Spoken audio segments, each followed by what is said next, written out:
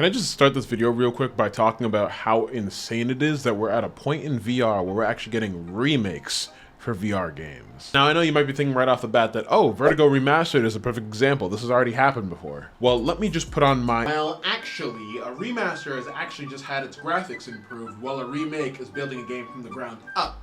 Now that we've got those out of the way, it's just insane that we're getting remakes for VR. I don't mean for this to come off in the negative connotation. I'm just saying it's crazy that we're at this point now. VR still feels somewhat like a very niche and new type of content to come to the internet. Yet if you really think about it, it kind of isn't. Yes, it was one Google search, shut up. Maybe that's just me, I don't really know. It has been almost up to 10 years since major consumer model VR headsets have been getting sold, which is disgusting, dude. VR has kind of been doing its thing for like years and years, but like I think the Oculus Rift and the HTC Vive first came out in 2016. Now, although I never got around to actually playing the second Arizona Sunshine, this game holds a special place in my heart because, well, let's just go back a bit to the other video I posted. Me to a VR arcade where I tried out some of my very first VR games, that being Beat Saber, Arizona Sunshine, and Climby. So it was literally one of the first games I've ever played on VR. So when I heard it was getting a remake, my first thoughts were like, dear God, time is going by so quick. What is happening? How many years did COVID steal? I hope nobody notices my BBL. So why? Does it need one? What would be new to come out of it? Now, although this definitely isn't the first video that you've heard talk about Arizona Sunshine, you haven't heard me talk about it. One of the few questions that might immediately come to mind when hearing about its remake is, what's new? Plenty of things, to be honest. This feels like visiting an old friend that you haven't seen in years, but they've like turned their life around. They've gotten like pretty fit, making a bit more money with a good job. They're just looking brighter, and you're like, you know what? Even if we aren't sharing the same life, like, good on you.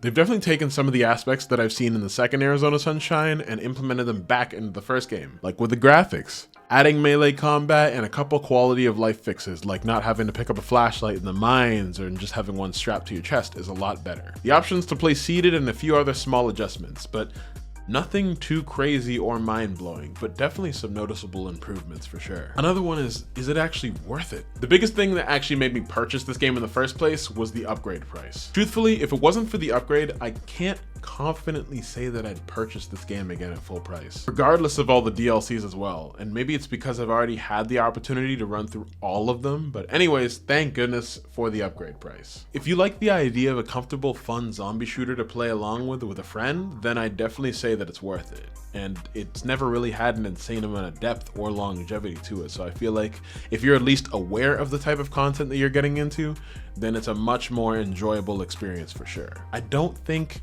they added any additional content as well besides what was already in the base game, so realistically you can finish it within a good few play sessions, and then same with the DLC. Like, I see the average person investing 10 to 15 hours in this game if you're really enjoying the gameplay loop and you actually want to finish everything. DLCs included, the survival modes, just try it out, all that sort of stuff. Guns to me also personally felt pretty responsive and receptive, especially with the additional two-handed ones as well, and the melee combat was pretty entertaining for the most part. It wasn't anything crazy in depth, you don't have zombies dodging or weaving or anything like that. It's kind of just like you swing a certain direction and then one of the few animations, depending on where you're aiming, pans out. But it does have that satisfying animation of like heads exploding and stuff like that. Also, the fact that melee weapons do break in the middle of you fighting does make you keep track of your ammunition and your guns actually being loaded as well. But the fact that it's stacked in your wrist kind of gives you that opportunity to be able to pull out a weapon really quickly if a zombie gets too close. Now, I think the biggest thing in this game is the fact that it has to be played co-op. Let me reword that. It doesn't have to be played co-op, but I'm saying it should be played co-op. Since it's the VR community, it shouldn't get called a slur instantly. Or why you need to play in co-op in the first place. I believe that co-op is actually the best part of the game. Not to roast it or anything, but I think generally it's not that deep narratively or gameplay wise to enjoy by yourself. Don't get me wrong, it's possible. I've done it myself. But I feel like this is one of those games that's specifically enhanced with the addition of another person. Although nobody I know has it, I just decided to say fuck it and played with randoms. Playing online with randoms proved to be even more fun, and even though they didn't utter a word, Half the time I was playing, it was just along with friendly and funny gestures to each other that made things feel a lot more fun and engaging. VR itself already has this level of physical humor because I think things aren't super accurately tracked just yet, so things may seem a little janky or cartoonish when people are like pointing. I find myself giggling at just the dumbest things. Overall, this might be a shorter video than usual, but the truth is there isn't too much to this game that those who have played it already don't know. And there isn't too much to say that already hasn't been said.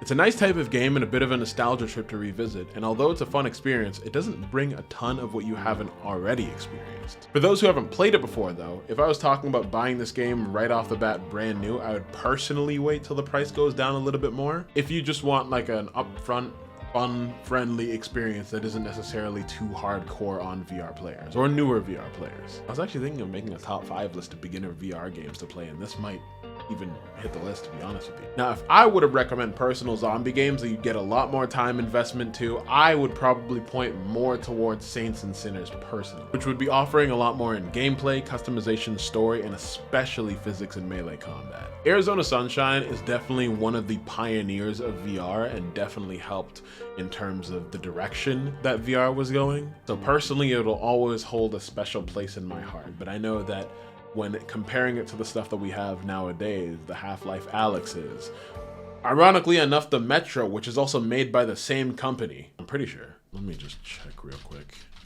Yeah, Vertigo Games is the developer as well. But like, they're almost outdoing this game with Metro. At least from what I'm hearing and how Metro looks as of right now, it looks like it's going to be a lot more deeper. Now, of course, with this being a remake on a game made in 2016, I didn't personally expect that much depth, but this is a game that I also wouldn't pay full price for, because now, with the amount of experience, with the amount of years I've been playing VR, my standards are a little bit higher in comparison. Overall, it's a fun experience. Definitely recommend playing for like a reasonable price, but I wouldn't pay it for full. But for those of you who might have actually played, comment down below, because I'm intrigued to see how many people actually bothered getting this remake in the first place. That's the end of the video. Thanks for watching. Please like, comment, subscribe, leave. I think when Metro Awakening comes out, I'm going to start adding playthroughs to this channel, because I would like to experience and post a lot more, and I would like to take you guys on the personal journey of me actually experiencing these games as opposed to just talking about and reviewing them. So we'll see.